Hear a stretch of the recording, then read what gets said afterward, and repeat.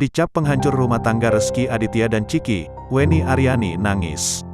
Wenny Aryani menangis saat mengetahui dirinya dicap sebagai penghancur rumah tangga Rezky Aditya dan Citra Kirana. Wenny Aryani bicara soal takdir saat disinggung soal rumah tangga Rezky Aditya dan Citra Kirana. Diakui Wenny, ia tak terbesit niatan apapun untuk menghancurkan pernikahan mereka. Wenny juga menyampaikan permintaan maafnya.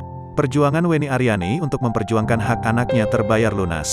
Hasil putusan Pengadilan Tinggi Banten berpihak padanya.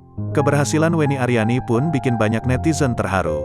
Meski kerap tuai hinaan, namun Wenny Aryani seperti masa bodoh. Ia tetap maju demi memperjuangkan hak anaknya.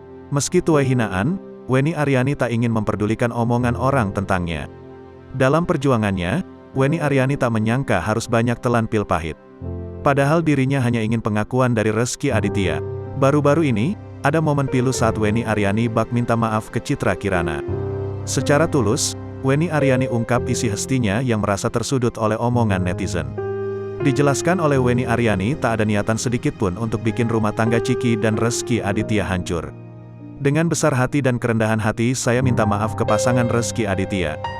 Bahwa kebenaran ini nanti tidak sampai umur saya menjaga anak-anak saya. Paling tidak Keke tahu kebenarannya. Keke berhak melanjutkan hidupnya dengan frame punya keluarga yang lengkap walaupun tidak dalam satu rumah, ujar Wenny Aryani sambil sesekali terisak menangis, dari YouTube Maya Aleldul. Wenny mengaku mengerti betul perasaan Citra Kirana sebagai istri, namun dia juga meminta kebijaksanaan sebagai seorang ibu yang juga memiliki anak. Untuk menerima fakta bahwa ada anak lain yang juga merupakan darah daging dari pasangannya. Saya minta maaf atas kejadian yang tidak mengenakan ini. Tapi tidak ada maksud sedikit pun untuk menghancurkan rumah tangganya Rezky dan pasangannya. Tapi kejadian ini sudah jadi takdir saya dan anak saya, tutur Wenny dengan air mata.